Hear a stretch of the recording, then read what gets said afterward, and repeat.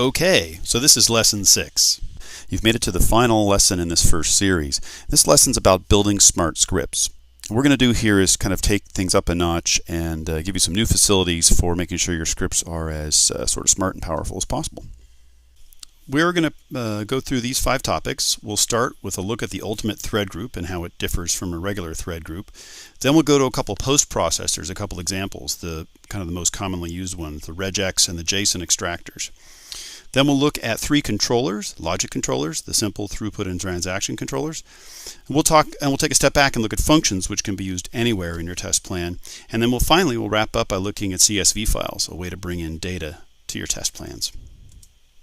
So let's start with the ultimate thread group. Okay, first thing you need to know is how to get it into your test plan. Just right click and choose Add Threads Ultimate Thread Group. Okay, and so let's talk about how this differs from a regular thread group. The first thing, and probably the most important thing, is that you can have an infinite number of scheduled rows in this table, which will drive the load of the test, right? So I'm going to add a couple rows here. I'm going to make a quick edit or 2, and then I'll copy these guys. And then let's change this here. Now what I'm doing, as you can see, is as I edit this, the graph in the bottom is giving me feedback about what's going to happen during this test. So that's another thing that's really cool about the ultimate thread group. You have this infinite number of schedules here. Each one of the schedules has its own initial delay, sort of which point in the test it starts to do what it does. Its startup time, that's the ramp up to the thread count you asked for, how long to hold at that level, and how long to shut down.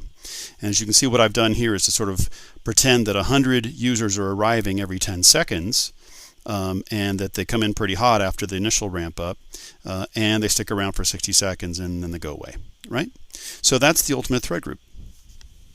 So next we're going to talk about a couple of post processors, and the most common ones actually, regex and JSON extractors. Let's have a look. So for this example, I'm going to disable this one we did earlier here, and I'm going to add a new thread group and add an HTTP listener to that, or HTTP sampler, excuse me. And I'll have that go out to our Blaze demo site and to the base of the site.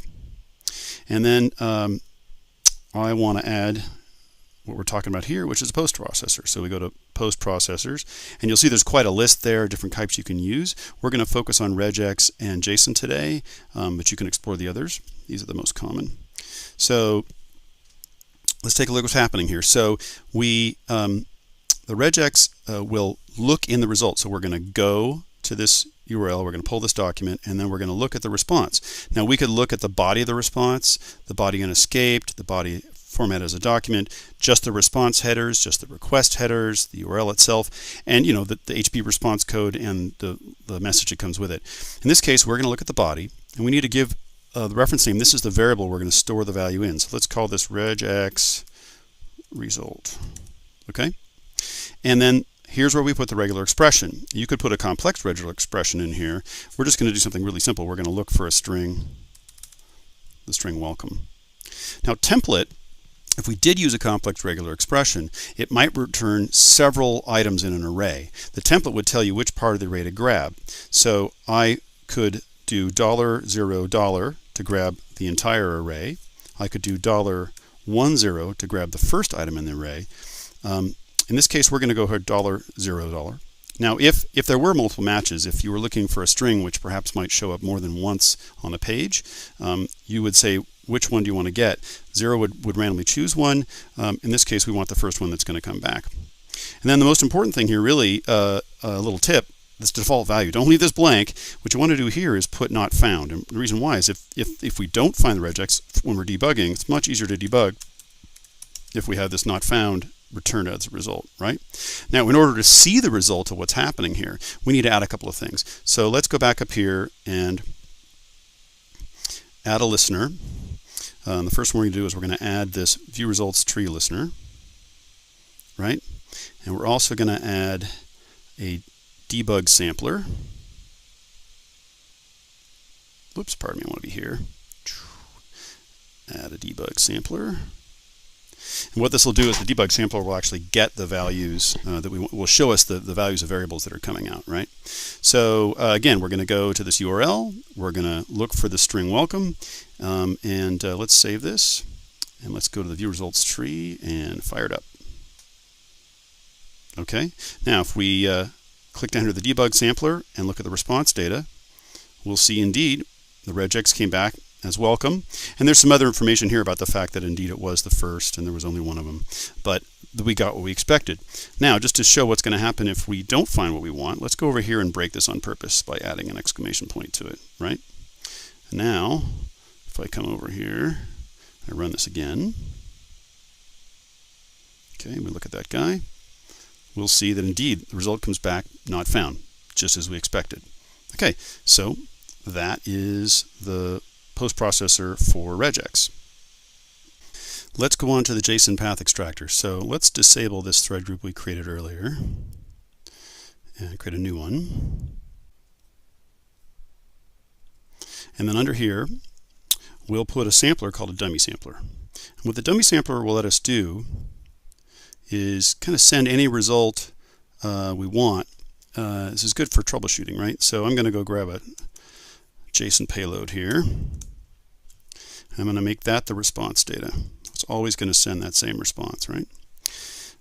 And then let's add to that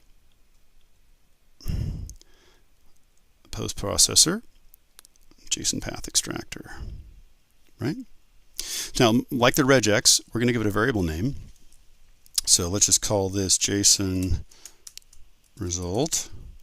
And then here is where we're actually going to tell it what to find in the JSON, right? And so what I'm going to use here is $employees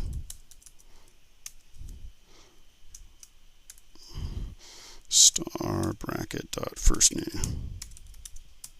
And if you go back to what we grabbed this from, you know, employees first name, right?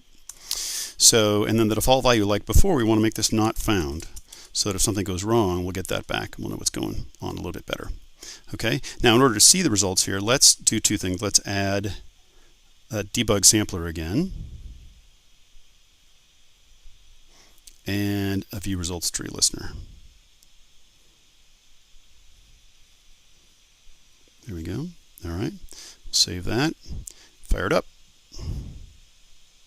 Okay, now this is the sampler that's actually sending off, or returning this result, and then the debug sampler is going to show us what's happening from that JSON path extraction. Sure enough,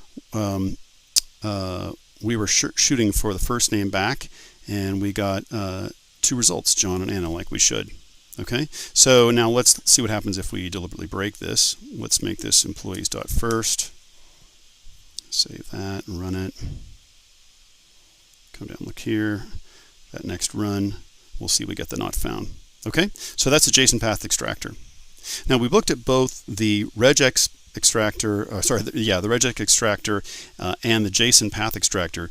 One thing to note is that the JSON path extractor is more resource intensive. So if you can use a regular expression extractor, that's better. The JSON path has to basically build up the whole HTML document in order to do its work. So your better bet, if you can, is to use the regex extractor. Okay, let's move on to controllers. And we'll look at three of them: simple, throughput, and transaction. Let's jump back to JMeter here. I'm going to disable this thread group and we'll start fresh again.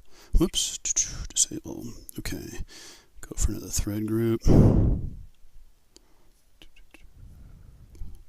Okay, so if we come over to logic controllers, you'll see what's here.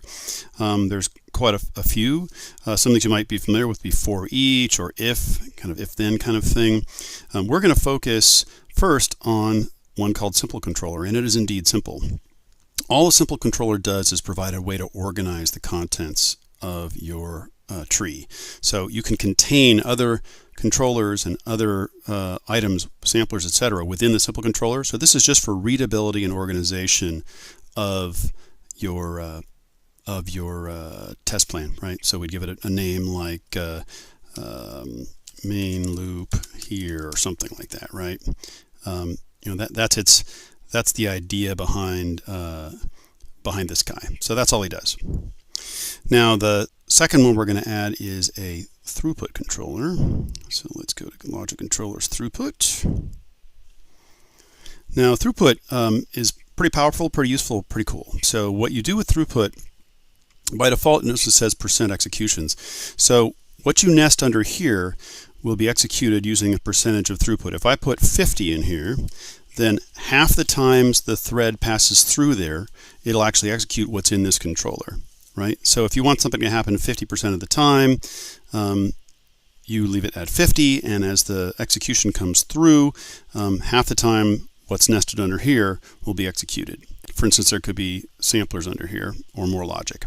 Okay, if you set it to total executions, then this is actually a count of executions, right? So if I said do this 5 times, and this thread group was repeating 50 times, only the first 5 times would this actually be executed, and then it would be ignored.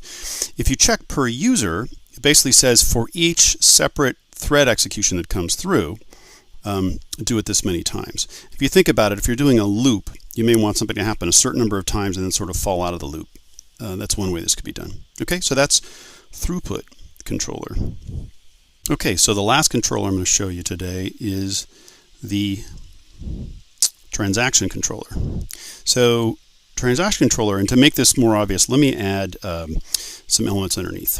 Okay, so now we have 3 HTTP requests and a transaction controller.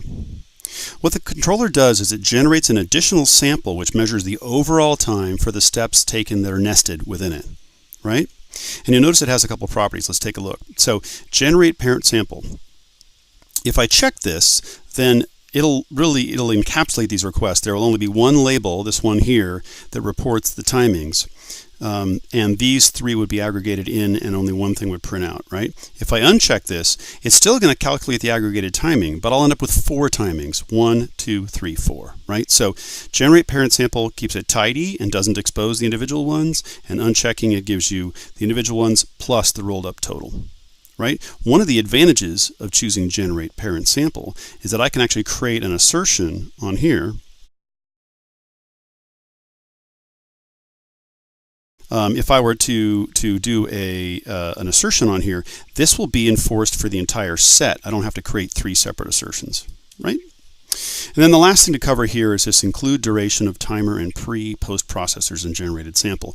By default, any timers you have in here which might delay these requests, or any pre and post processing which might chew up time, is not included in the transaction controller timing. If you check this, it will be included. Okay, the default is to leave it unchecked. All right, that wraps it up for transaction controller. So let's shift gears and revisit functions, which we talked about a bit earlier in the course. So in order to do this, I'm going to put a couple elements in here. First thing I'm going to do is put a dummy sampler, and I'm going to put a view tree listener in here. Okay. So there's lots of functions that can do different things. We're going to talk about 2 of them, and you can kind of extend what you learn to the rest. So we'll start by talking about the time function, and then we'll go down and we'll look at the property function, which is either expressed as lowercase property or just a capital P. People typically use the capital P because it's shorter. So let's jump into the interface and play around a little bit. So the first function we're going to do is time, right?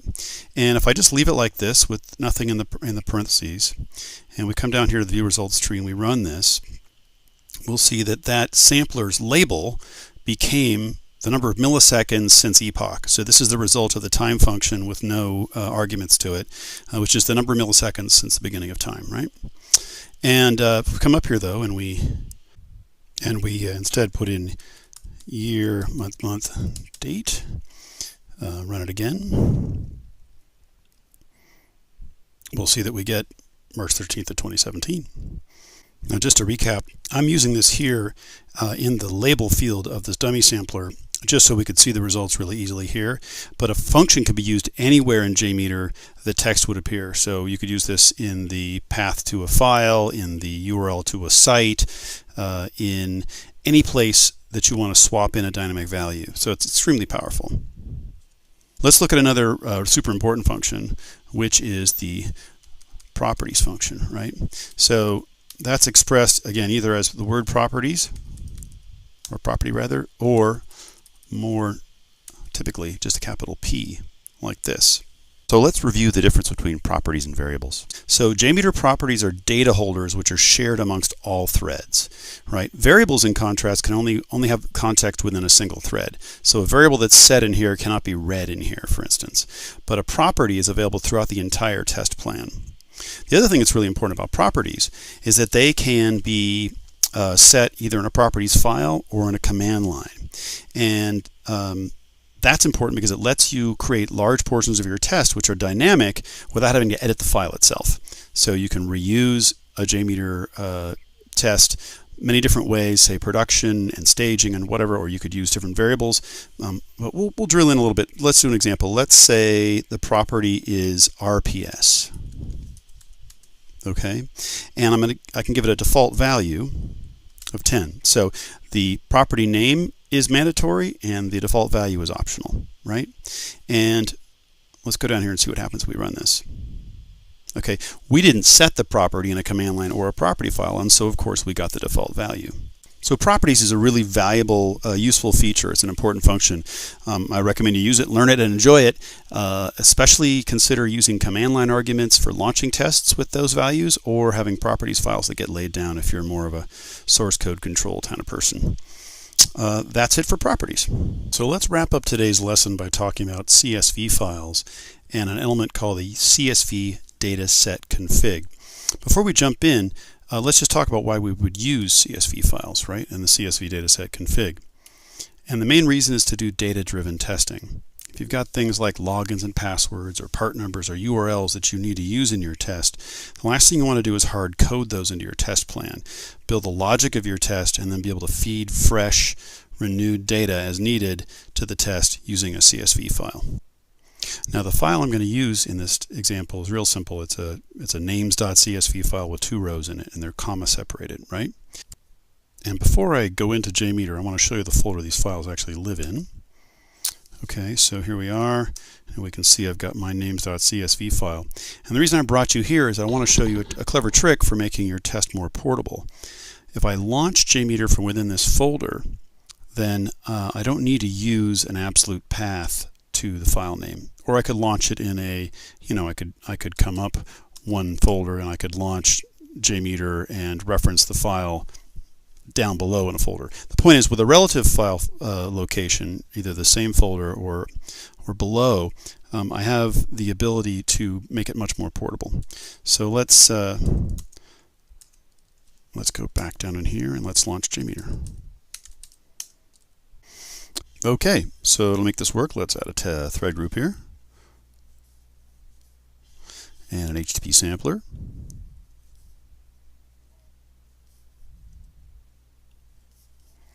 And we'll point this guy to our demo site.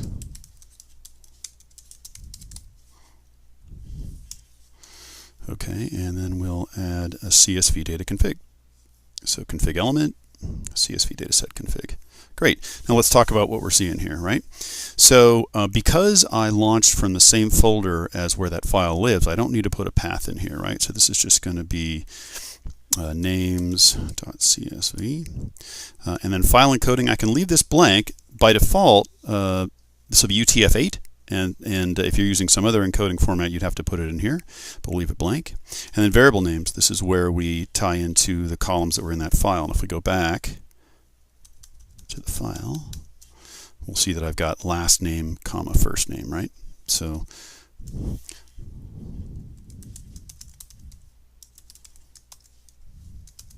like this.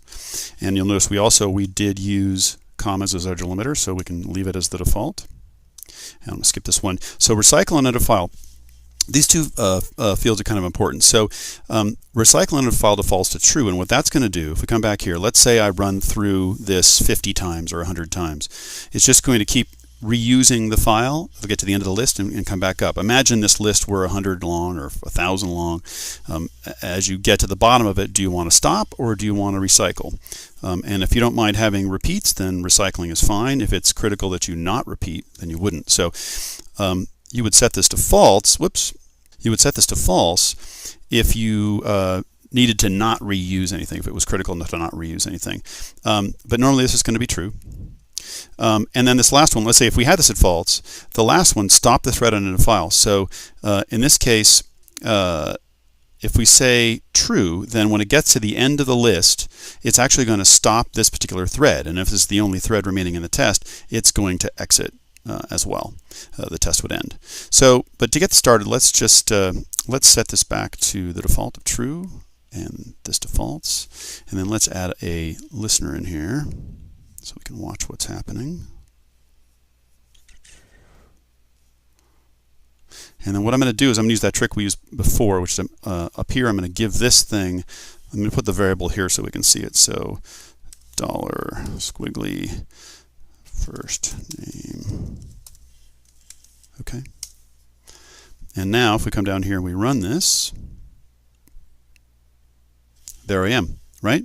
And if we come back up to the thread group and we make this 4 threads, okay, come down here and I will clear the results so we can see clearly what's going on, and let's hit it. All right, so there it recycled the file. It went through the 2 rows twice. Now let's cover that other use case where we come in here and we set recycle to be false and make this true. Okay, so likely use case here. Come down here, clear the results, run it again. So even though we have 4 threads, the thread count of 4, once we used up the dataset config, it exited. Right? Now let's go to that last case, which is kind of an unusual one. I'm not sure it makes a whole lot of sense, but you'll see what happens here. So if we don't stop the thread on end of file, right, and we don't recycle, then when we run it, what we're going to see is an end of file marker.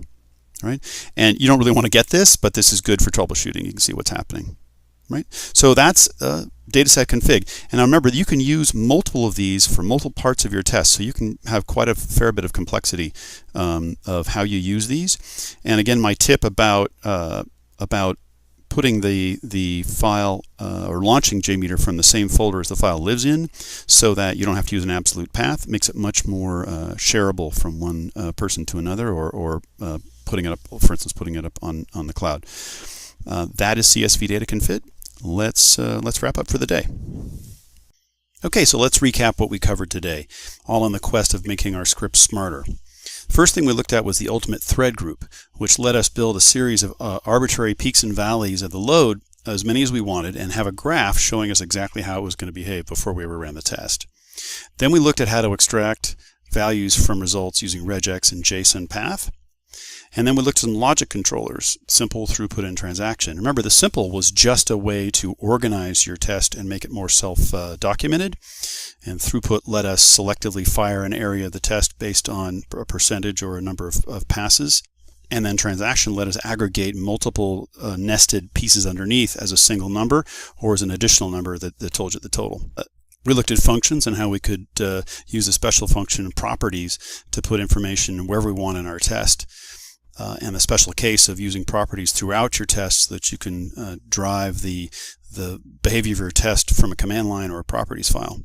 And then finally we looked at data-driven testing itself using CSV files, bringing in logins and passwords or etc. To keep your data fresh and separate from the logic of your test. So congratulations, you've made it to the end of the first section of the JMeter Academy. So here's your next steps. Take the quiz. The quiz is right here in the learning system.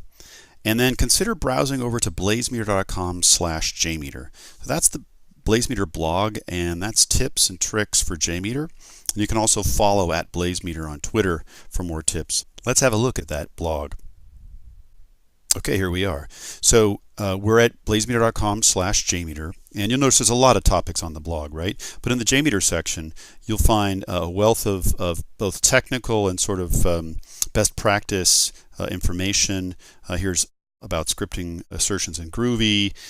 There's a discussion of different kinds of ramp up, how to do API testing, how to do TCP/IP protocol services with JMeter. So a mix of kind of intermediate to advanced topics here, right?